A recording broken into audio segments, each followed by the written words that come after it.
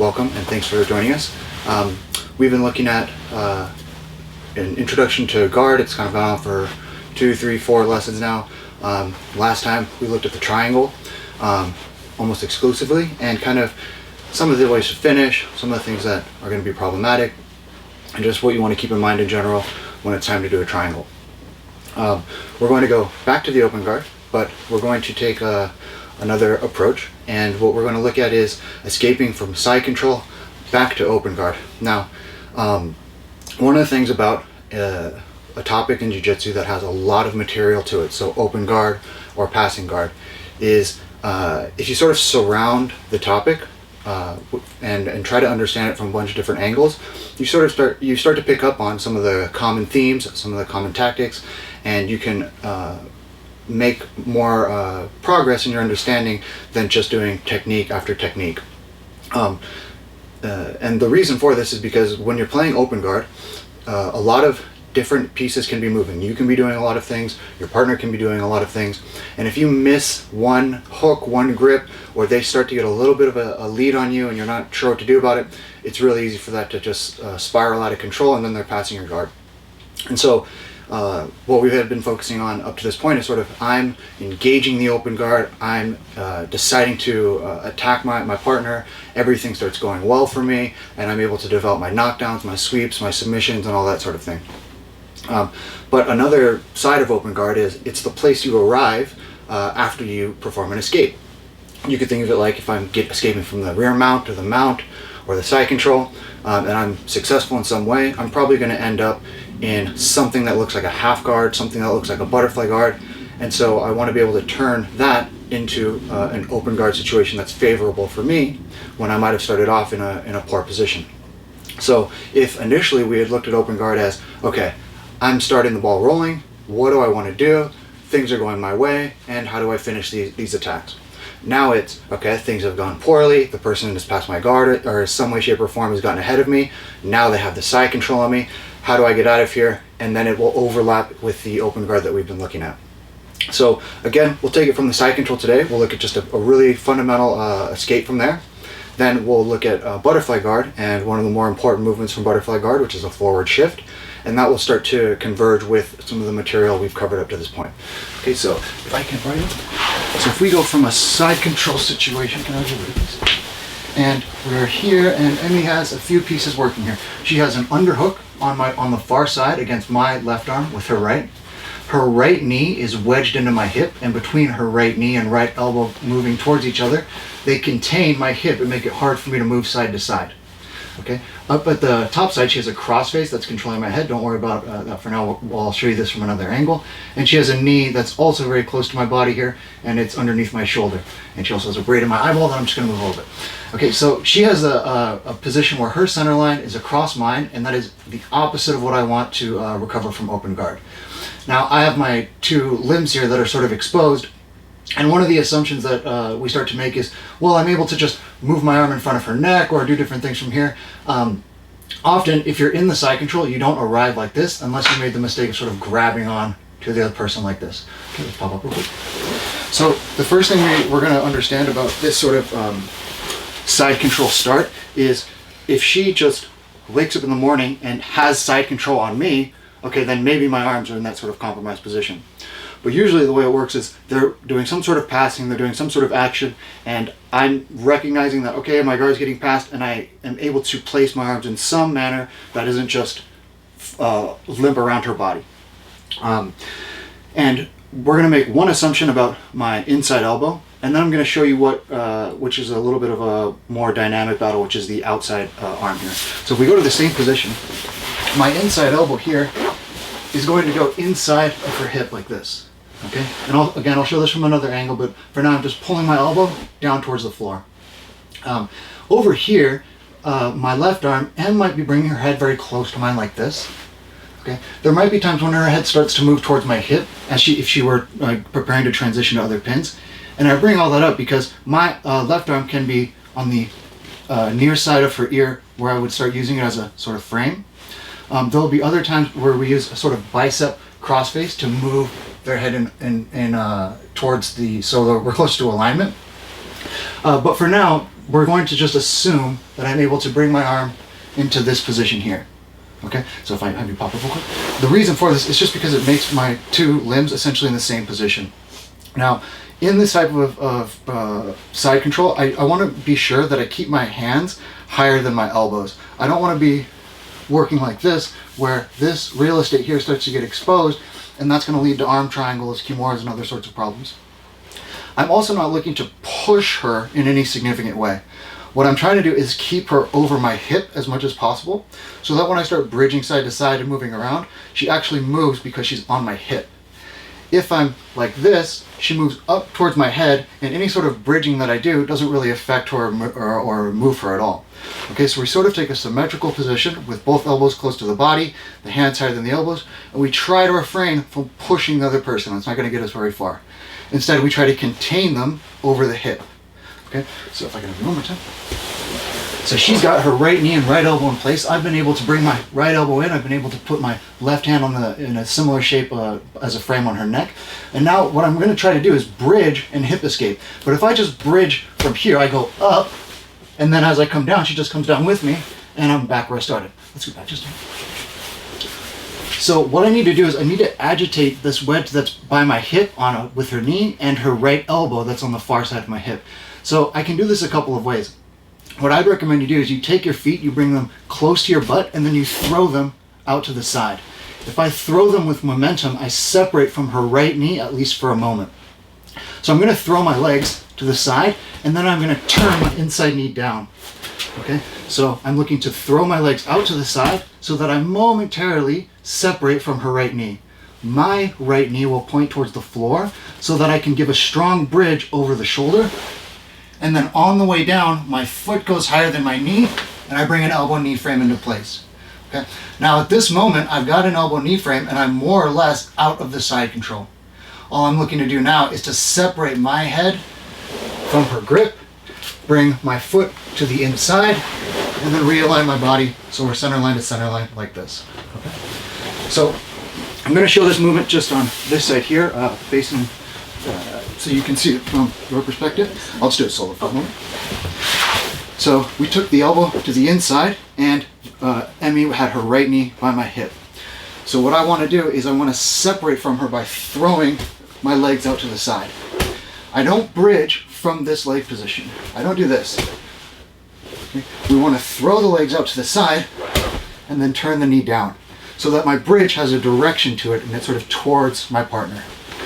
So we throw the legs out to the side, I point my knee down at the floor, and I bridge. Now I'm up on my shoulder, my knee is on the ground, and then I can easily raise my foot up high. I join my elbow and knee close together, and then I can use that to start separating from the other person. Okay? The things we want to avoid are, first, trying to bridge with your feet away from your butt. You have no height or amplitude to your bridge. We always bring the feet in. Second thing we want to avoid is bridging from the position we started from when they had the side control. They're essentially across my body. I want to avoid bridging from that dead start here, like this. Because then I just end up coming down. They're right where they started. I've made no progress. So when it's time to escape, when we've got everything pulled to the inside, we throw the legs to the side, and then I point my knee purposefully towards the ground, and then I bridge. On the way down from the bridge, I put my foot up high and join my elbow and knee together. The last thing we want to avoid is trying to combine the bridge and the hip escape into one movement. They should be two movements that happen one right after the other, but not merged together. So not something like this, where people will sort of do a 30% bridge, and then they really try to aggressively put an elbow knee frame in. You're not going to get either one. Separate the two. All of your intention is bridging, and then all of your intention is elbow knee escaping. So we throw, bridge, on the way down, elbow knee frame comes in, then I can move myself away and develop my positioning. Let's do it from the first angle again. Come on. Yeah, so we'll do the same side to start, and then we'll switch the angle a little bit. So everything's been brought in close. Emmy's pulling her elbows and knees together, trying to really keep me in this pin. So I bring my legs close to my butt. We throw them out to the side. I bridge on the way down. Foot goes high, elbow knee frame. With the elbow knee frame in place, I'm going to move my head away from her head. I pommel my hook in, and then I can continue to realign my body so that I'm center line to center line with the legs between the two of us. Let's do it from, can I move over here? So let's go there. And we'll just turn the hair. Okay, so you'll see that Emmy's right knee very close to my hip, and it's this contact here that makes it hard for me to bring an elbow knee frame into place. Even if I lift my foot up high, it's hard to fit inside of her hip from here. Okay, so I'll go over here. So what we do is we try to separate from that knee momentarily by throwing the legs out to the side. Here.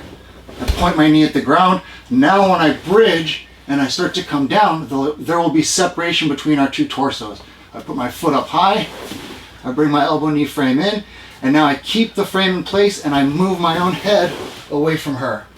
I pommel my foot to the inside, and then I continue working until I'm in some form of butterfly guard. Okay, now turn a little bit. Now, what's going to happen at this point could be, it can go a few different directions. One sort of safe bet is to assume that your partner will try to stay on top of you in some way, shape, or form. So she'll try to keep her head above mine. Now that can take a few different forms. She might try to go with double underhooks on me here and just maintain some sort of pin inside of my guard. She might do the exact opposite and just back away and grab my pant legs here and try to go into a form of bullfighter pass. That might be a pretty smart thing to do. She changes the range on me completely. But let's say, for example, that your partner isn't, they're somewhat concerned about the fact that you just escaped. They don't want to be put into a triangle immediately or swept. So they sort of hunker down and they're just trying to make it hard for you to move. Okay? It's not something they're going to do for a long time, but as the escape resolves, they may settle in here for a moment to just sort of gather themselves and then try to pass again. And it's in these moments when you want to use a forward shift. Because I don't want to try and push the person away, I need to figure out a good way to use my legs to get to a position where I can attack. The temptation is to extend here because you can move somebody slightly, but as I keep extending, when my knee goes in front of my hip like it is now my guard's really exposed. I know it doesn't seem like a lot of a difference from, if you come in closer, to go from a position like this to one where, head back, adjust your hand, to one like this, but it's actually a really big deal because once my knees are in this position, it's easy to keep them going that way and end up passing my guard. So I want to bring my knees in close. Now I want to take one hand and I want to either grab sort of the scruff part of the gi at the back of the neck, pull my elbow in, or I can hold the back of the head. And then I want to control either her tricep or down to her elbow. Depending on how long her arm is by my hip, I just need to gain control over one of her arms. What I'm thinking about doing now is pulling my knees to my chest and I'm trying to threaten an overhead sweep. If I was able to bring M's head next to my head, like this, I could take her right over my head. But as I just mentioned, she's going to be pretty reluctant to just let me bring her forward and throw her as I just finished escaping. So I am thinking overhead sweep. I want to bring her head next to mine, but I feel a little bit of resistance to that movement. So as I bring my knees to my chest, I just lift a little bit and I slide up along the floor here. I want to keep my right elbow as a frame between us, and then I can just put my hand on the floor and scoot back. I could have gone directly into an attack and followed up, but for the sake of just learning this escape and getting back to guard, I scoot back so that I have some sort of distance, then I can sort of collect myself and go on offense. Now, there's a lot that just went on there. There's a side control escape, there's an assumption about what guard I'm going to land in, and sort of an assumption about what she does in response to that. And then sort of back to my turn, an attempt at an overhead sweep that she sort of backs away from. And then there's me sitting up in response to all of that. So there's a lot of dynamics. A lot of things can happen in between there that would sort of change the course of this result. But for the time being, what we're really looking at is, okay, they had the side control. Most of the time, I should probably make my way back to guard. When I go back to guard, what's involved is to get center line to center line with her and get my legs between the two of us. So here's one approach to going from side control to an open guard. Then once you've got an open guard, creating some sort of distance between the two of you so that you can collect yourself and go back on the attack. Now I'll just say one other thing about this and I'll show it again. If somebody does pass your guard and puts you in side control, don't get frustrated if you don't get out the first, second, third time you try this sort of escape. The reason Emmy wants to go to the side control on me is because it's hard for me to escape. It's a pin, it's not sort of a neutral position where who knows who's ahead. She's definitely ahead of me at that point. So it will be a sort of uphill battle for me to recover my guard and then go back and attack. So don't get frustrated if it doesn't work right away.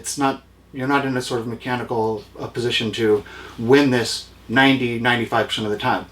What you want to think about instead is agitating the person's pin so that it's not stable and increasingly crushing you, but it just starts to break apart a little bit, and then they maybe collect themselves, they pin you again, and then you agitate the pin, it breaks apart a little bit, and then they repin you, and you gain a sensitivity to how they're moving, how they're trying to control you, and then you can develop your escape. And what I mean by that is some people will try to pin you with mostly grip and body weight. Some people will be very reluctant to let you go back to guard. They're going to be very alert to where your hip is, and they're going to keep their elbow and knee wedging on your hip wherever you go. Some people will transition between pins very rapidly. Maybe you agitate the pin a little bit, it breaks apart a little bit, and they move to a second pin or they move to knee on belly. Those are all totally valid ways for them to respond, and you don't want to be thinking that they have to respond this way in order to get out. You're just trying to get a read on, okay, how are they trying to develop the pin? What are they doing when I move? And then you can develop your escape from there. Most of the time, you're going to escape back to guard. And so when somebody is staying close to you as you agitate their pin, most of the time you're going to go back into an elbow knee frame. I want you to think about the elbow knee frame as the close or mid-range defensive tool. They try to stay close. If I can get an elbow knee frame in, that's fine, I'm safe. If the person goes to a longer range, they go to knee on belly, they try to back out and bullfighter pass again, or anything where they're standing, it's going to be your outside leg going over the top, making contact with them. That will keep you safe. So we've got a couple of defensive tools here. We've got an elbow knee frame, and we're going to use that most of the time when they try to stay close to me as I escape from the pin. If, on the other hand, they go long range, they try to go around my head, they go to knee on belly, they go to a bullfighter pass, that's when we go long range and we use the outside leg on them. So a way to sort of capture all that and remember it, if somebody is staying on their knees or they're staying close, they're staying near, you're going to use an elbow knee frame. Somebody goes to their feet, you're going to use your outside foot. So they stay on their knees, they stay near, use elbow knee frame. They go to their feet, they start becoming mobile, you use your foot. The outside leg comes in and you recover your guard. Okay, we'll come back to that as we develop the escape a little bit more. One other notion that I want you to just have as a visual aid for you is this notion of when someone's pinning you and what is the significant parts of the pin that keeps you in place. And there's a few things here. So if M has the side control, I'm going to just reference a few things right now. We've got this idea that she's put a bunch of door stops or wedges under my head, by my hip with her elbow, by my hip with her knee on the other side. So she's got these wedges in place that sort of keep me from moving around. She has her body weight reinforcing the pin. She has her the floor underneath me reinforcing the pin. And then all of this is to create a sort of dependent movement between her torso and mine. Okay, so we've got these door stops or wedges that are surrounding my hips and my head. They're reinforced by her body weight on top and by the floor underneath, so I'm sort of sandwiched between them.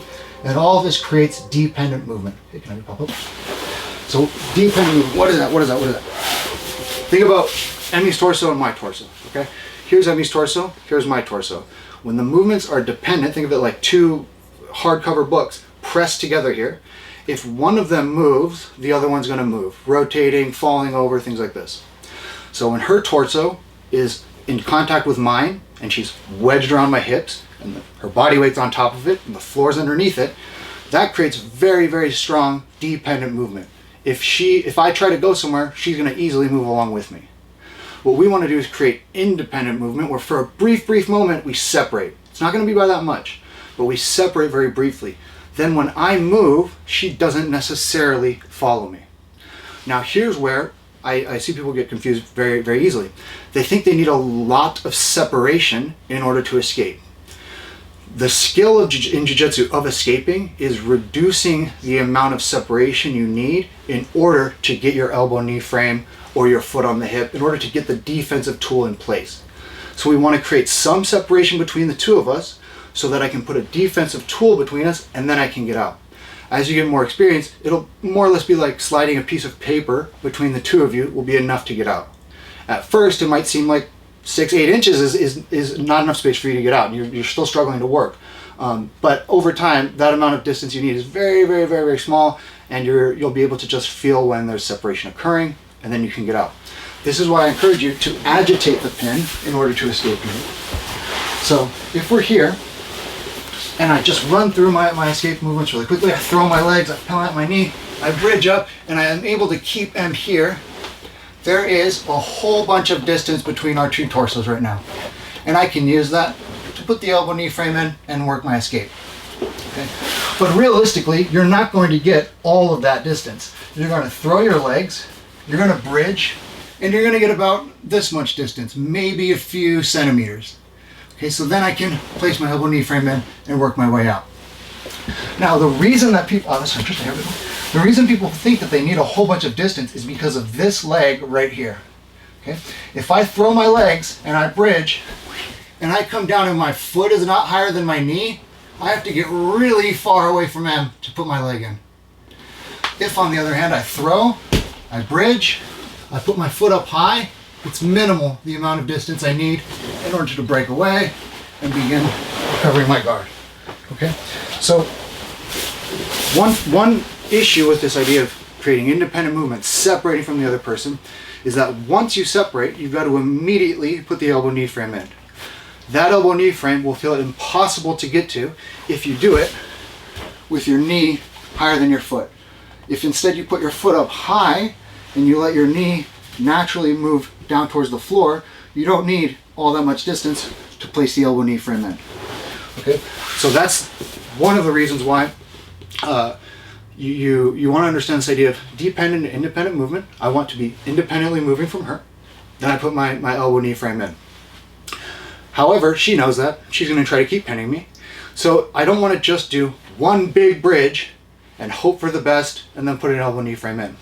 I want to agitate the pin so that I'm creating constant separation from her. And then as I gain a sensitivity to how she's sort of tracking that separation, I can then commit to a bridge and actually escape. So what would that look like? Well, we're here. Here's what we want to avoid. And it's pinning me and I go, okay, time to escape. Probably not going to happen. Instead, M's pinning me here. You follow me? Follow. Okay, on that specific repetition, I didn't even bridge all that far. I just was able to slide the elbow knee frame in.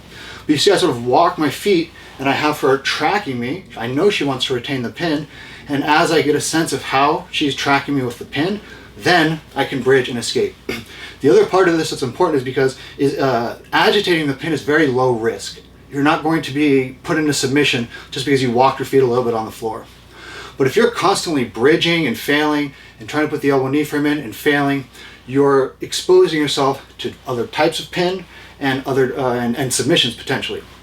So we want to go low risk. We're just trying to agitate the pin a little bit, get a sense of can we separate from the other person, then we bridge, we put the elbow knee frame in, and we're good. And so again, here, she's got the side control on me. I put my inside elbow down towards the floor. I put a frame right by her neck, and I try to contain her over my hip. I start walking my legs, and I get a sense of how she follows me. She brings her elbow and knee close together around my hip here. A little bit more. Yep. And then I walk again. Oh, and she follows me. And I walk again. I give a little bit of an adjustment with the frames. I try to keep her down over my hip another time. And then, as I get a sense of how she follows and moves around with me, I ready my legs, throw them to the side, my knee goes down, I bridge on the way to the floor, my foot goes high, and I bring the frame in. Now, once I've got the frame in, I move my head away from her, I pommel my foot inside of her leg, and then I untie that first leg, so I've got two legs between us. Let's go back to here. I'm out, but I'm back in. Okay, so now she's pinning me from the position we just left. I put a control at the scruff of the neck here, and I bring my elbow inside of her shoulder. Then I hold on either at the armpit or down to the elbow. I bring my knees towards my chest, and I try to use a small lift like I was doing an overhead sweep. Like I wanted her head next to mine so I could throw her over my head. As she retreats away from the forward shift, I can sit up and slide along the floor and actually get out. So we bring everything in close, I give a small lift and I slide, put my hand on the floor, and then I just scoot myself back so that my head is in front of my hips, and then from here she might develop her grip and we're back to playing guard. On that last movement there, that sort of forward shift, some of you will be familiar with air hockey, sort of a game where, you know what air hockey is, just, you know how to use it, right? Look up air hockey.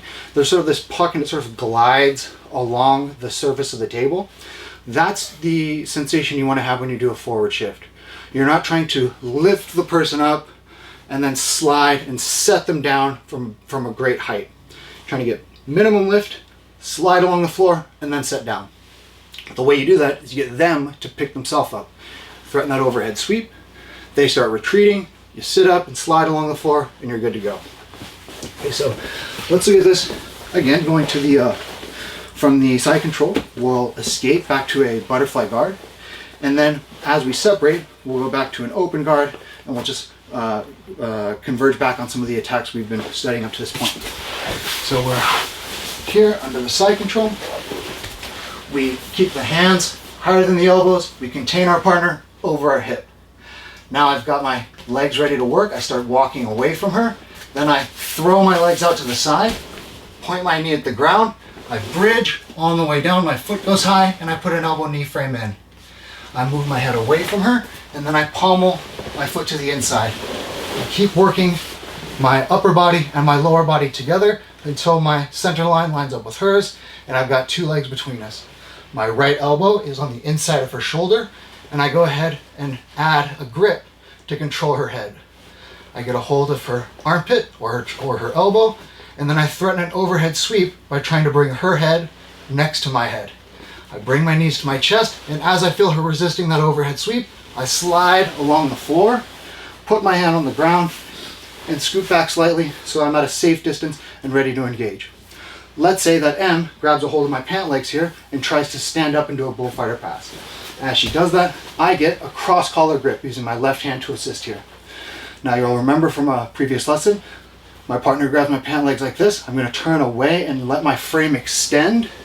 Then I'm going to heist up and put my two knees on the ground in order to break her grip, like this. Now I can sit down to the floor, and because I've got my cross collar grip, we're basically back where we started when we were investigating the open guard. I give a little push-pull to draw her in, and I hook into the legs. I grab a hold of the sleeve, I put on a distance foot, second distance foot, turn my palms and bring my elbows down to the floor. We kick up to break her grip, and now we're actually ready to engage and work for our attacks. If ever possible, and she has no grip, I can just pull her straight away into a triangle, circling the leg and extending to get that contact with the bend of the knee. A second leg grabs a hold, and I pull in with two knees. What do we always need to do to finish a triangle? Put the lock of the triangle on the back of the head. So grab a hold of my shin, scoop into her legs, and we're ready to go to a finish. Okay, and so that sort of brings into the fold the attacks from the open guard that we had studied previously, with this sort of escape from the side control and some of the dynamics that occur in there. Now, if you're familiar at all with how that might actually play out in sparring, you already know that there's so many different branches that we could run into. Does one run into branches? If you run into branches, okay, if you run into branches, there's a lot of different things that can happen. Don't worry about that too much. Just try to keep in mind what is the overall sort of heuristic or guideline that we're looking for here. I was under a pin, her center line was across my center line, and that's not good for me. So I want to line our center lines back up. I want to have my legs between the two of us. Once that happens, I can start thinking about offense. To go from defense and in guard to offense, we need to go from center line to center line with legs between us to 4 points of contact, or 3 points of contact and one of them moving around to attack. And that's exactly what happened.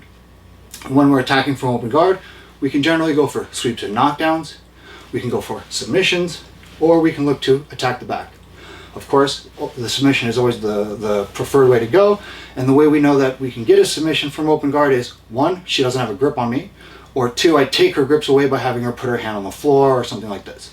Okay, so a couple just big ideas playing out here: recovering your guard, going on offense, and then once you're on offense, picking something that is, creating the right priority in your offense. Submission first, and then other things can follow up. Okay, so let's have a look at that again. We're here, and Emmy has a side control on me. I do a good job making sure my hands are above my elbows, and I contain her over my hip. I start agitating the pin, I walk away, I try to feel where she's exactly placing herself when I move, and when I get a sense that the moment is right, I throw my legs to the side, point my knee at the ground and bridge, and I separate from her, put my foot up higher than my knee, and put an elbow knee frame in. Then I continue separating, moving my head away, lining up center line to center line, and working into a position where I have a forearm and a frame on one side. I place a grip on the back of her head, and then I hold from anywhere from armpit to elbow. I threaten an overhead sweep by bringing knees to chest. A little bit of a slide along the floor gets me up off my back into a seated guard, and I scoot back from here. She starts developing her grip. I recognize the danger as she stands up. I go straight lapel grip to get across lapel grip, and then I need to deal with these two grips here. So I extend and turn my body. Can you put a little bit of weight on me? I don't try to, I don't push with this grip here. I keep my hand where it is, and I move myself so that my arm lengthens. My bicep turns out, and my armpit points forward here. Then I can high step. That means bring my knees all the way back to this hand. Once I've done that, I can safely push-pull and slide back to the seated guard. Now I've got a grip on her, and I can start manipulating her head position and her stance. Another push-pull lets me hook into the legs. I get a hold of her sleeve. Foot goes on the hip. Remember that distance foot? If I've got the bottom of my foot on her, I'm safe. So that distance foot goes in. We put a second distance foot in, and then I kick up to my shoulder to break her grip. Here. I put that distance foot right back on, and I square up my hip. I recognize that she hasn't established another grip. Maybe it's because I was turning my palm and making it hard for her to find a grip. But whatever the reason, I go up and around. I extend my leg so that I get contact with the bend of my knee. I put a second leg over the top. I use two knees to pull in. Then I can make my adjustments. Remember, we can go two wrists to the back of the head, one and one, where one's on the shin, one's on the head, and then a scoop grip so we can move to the side and finish. And so that would sort of capture a lot of the things that we've been working up to this point, with the exception of the back attacks that we actually started with.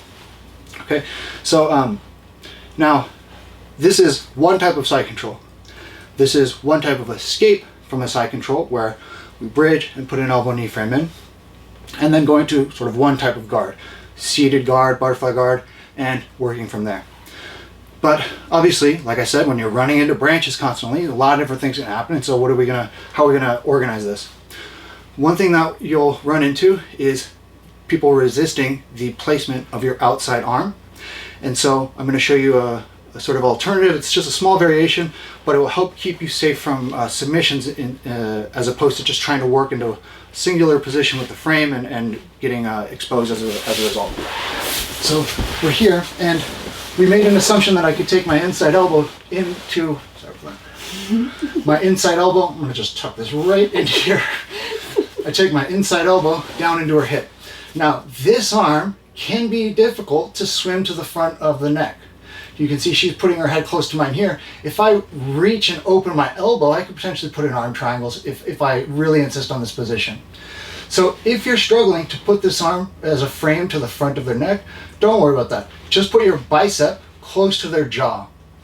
Now what I'm gonna do is the same exact movements as before, but I'm gonna use this sort of bicep crossface to move her head into the positions that work for me. So that would mean moving her head to the same side of my body as her hip. Okay? Her head is now on my left side, her hip's on my right. I'm gonna move her head to my right side. So I keep everything in place. I try to contain her over my hip. I agitate the pin, and then I throw my legs to the side. I give that same bridge, but now at the top of the bridge, I'm gonna move my head and her head so that her hip is on the same side of my center line as her hip is. Now my foot goes high, I throw the elbow knee frame in, and now I convert this to the front of her neck. I continue to separate, line up my body with hers. We use that forward shift. I get to a seated guard, she gets to her grips. I get to my grips, we high step, we come back to guard, draw them in, and maybe this time it's not so great to go for the submission. I'm not going to go into why. We go over to the ankle, over to a second ankle, As I knock her down, she lands on an elbow. Okay. Now we're in that knockdown position where we have to battle for the top, to get on top. So I put my knee under her knee, I reach over and get a hold of her pant leg, and I stick my hand to the floor. With her foot glued into the shapes of my hip, I can heist back, keep her foot up high, I lift up, double up, there's the straight lapel grip, and now we're starting to work and stay in frame in whenever we do that. So that would be just another way you could end up playing the escape after you make it back to guard. Hello to everyone who's joining us. I'm going to get a quick... The last repetition, all that we really changed was, what am I doing with that outside arm? We placed a bicep crossface because it was a bit dangerous for me to keep working for the frame that we would normally default to. Okay, so we're in the same starting position here. Here's my inside elbow coming down. I would like to get my frame like this. Let's actually turn a bit. I would like to get my frame into this position here. Sometimes that's tough to do, so we can also work from this position here. Whichever one we end up using, the overall goal is the same. I want to contain her over my hip, I want to agitate the pin, and then I throw my legs to the side, point my knee at the ground. There's that bridge. Now using this bicep crossface, I try to move her head to the same side as her hip. Here, my foot goes high, elbow knee frame. I move myself away from her, and then I start to pommel my legs in. I could keep this right behind her head, take my right hand to the back of her tricep or elbow, and then we use that same forward shift to sit up. And then from here, we're back to our open guard, we can continue. Okay, so again, the specific details of that escape were a little bit different, but overall, we were trying to accomplish the same thing. Get your center lines to line up, get legs between the two of you, and then you're back in your guard and you can go to work. I'm going to leave it there for a moment, and I want to bring up another concept that's going to be relevant to this, as well as future lessons where we get into other pins and guards where the person's very close to you. If you remember when we started, we were talking about this idea of somebody having doorstops or sort of wedges around your hip, underneath your shoulder, underneath your head, and those sort of contain you and make it hard for you to move very freely. Another thing that's important to understand is what I call a fault. And a fault is something where your spine is disorganized.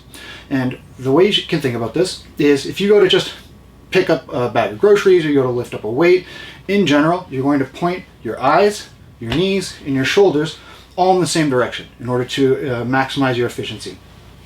If you went over to pick up something really heavy and you just looked away from it as you did it, it would immediately become much more difficult to pick up a bag of groceries. And that would be an example of there being a fault in your spine where you had looked away, and that makes it very hard to do something that's normally pretty easy. So why do I bring this up? How is it relevant? When you're underneath a pin, part of the pin is the wedges around your body. Another part of the pin, a very significant one, is the fault somebody puts in your spine, usually by crossface. Okay, so if M has a pin on me here, let's go just a hair, and I'm able to, let's say, just get both of my arms into a good position. M is normally looking to take her crossface arm, reach underneath as far as possible, potentially keep her hands joined, but even better is to grab into my armpit, pull me in close, and then use her shoulder right in my neck and my chin in order to make me look slightly away. Now, go ahead. Here. Now, you can hear my voice that there's a sort of partial strangle here, and but more importantly, my eyes are pointed one way, and I want my knees pointed at her. So I've got to do something about this. If I just try to resist the crossface here, I'm starting from a very compromised position, and being able to resist is very unlikely if I try to push her or do anything like this. If I could just hypothetically get to a position like this where you can hear my voice is sort of cleared a little bit and my eyes are pointed the same direction as my knees, even simple things like pushing her would be more effective. It's not something I should do, but my overall efficiency has gone up because I removed this fault from my spine. So right now I'm looking straight up, my knees are pointed straight up. When we're dealing with this idea of faults and cross faces and stuff like this, I want you to think about your eyes as sort of a pair of headlights that have a sort of field of view, and my knees should always be inside of those headlights. I should never voluntarily have my eyes going one way and my knees trying to go the other way. I should always keep in mind she's probably going to want that exact thing to happen. She would love it if she could get my eyes to go one way and get my knees to point the other way. Now all of my movement is going to be working against me, and she can just freely go about whatever she was going to do. So how does this play out in an escape? Let's say Em gets a deep crossface on my armpit, she pulls her elbow in, and she makes me look away. What I need to do is the same movement as before. This is why we agitate the pin by moving the legs away first. Now you'll see my knees started up, but when I move my legs out to the side, my knees and my eyes are pointed in the same direction. And from here, for a moment, I'm going to be able to move pretty effectively. Now she'll obviously follow up and do things to respond to this, but what I don't want is to start from this compromised position with a fault in my spine. I'm looking away right now, and my knees are pointed up. Worse is to sort of contradict the positioning of my eyes with my knees by pointing my knees towards her when she's got me looking away. That's no good. So what we want, she's got me looking away. I'm going to throw my legs so that for a brief moment everything's in alignment, and then I can start to bridge and turn everything towards her. My knee goes down, my eyes are looking towards my right, the same direction as my knees, and now I can place that elbow knee frame in. Now I can free my head, and because there's no crossface, she's not going to be controlling where my eyes are turned, and I can freely start to work my way into a better position from here. Okay, so the pin itself is mostly going to be the wedges around your hip and your shoulders.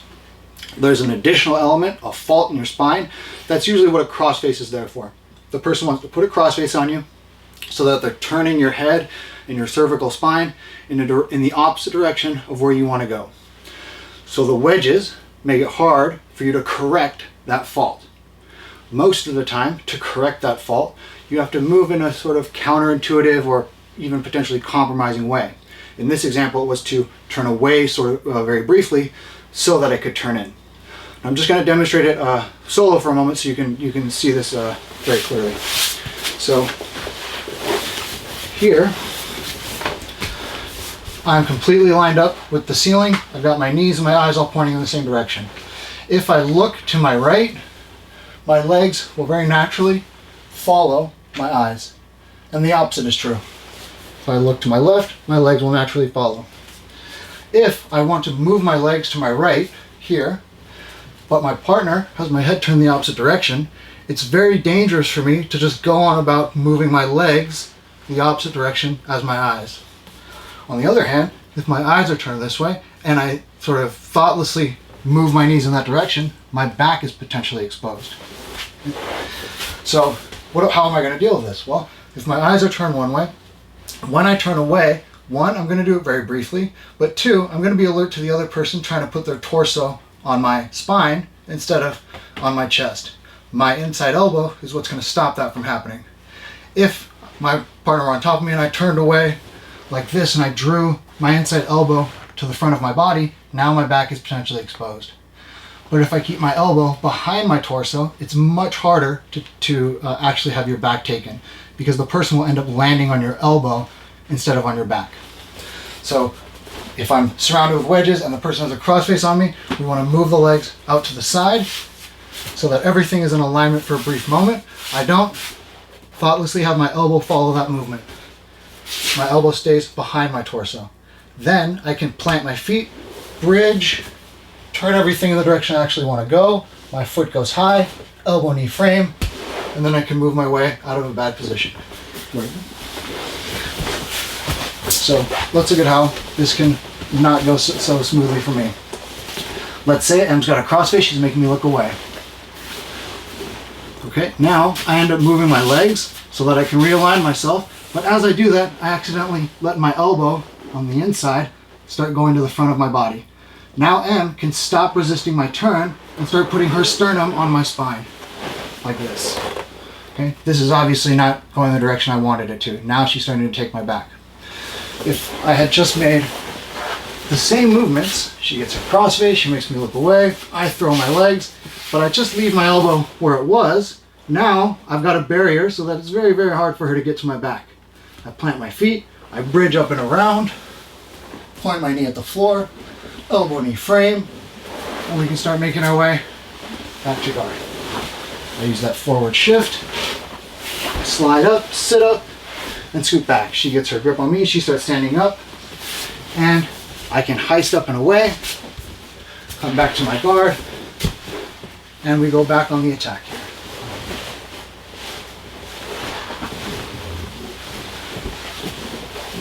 Okay, so again, this is another one of those ideas that's going to come up time and time again, and it's useful to get it sorted out in your head first, or sorry, early, and you'll see it recurring more and more.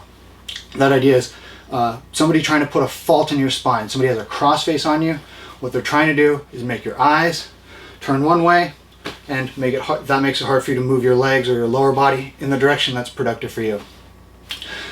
They can also do this at the lower body. We'll get into that another time.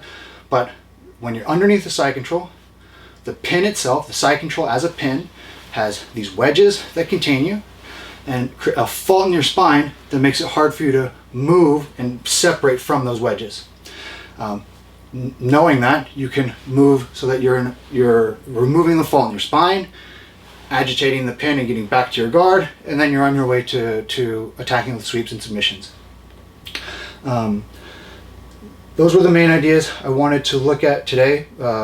Getting to an open guard and understanding how you're being pinned by wedges and how someone puts a fault in your spine, and then just circling around that idea a little bit. I'm going to leave it at that for the moment.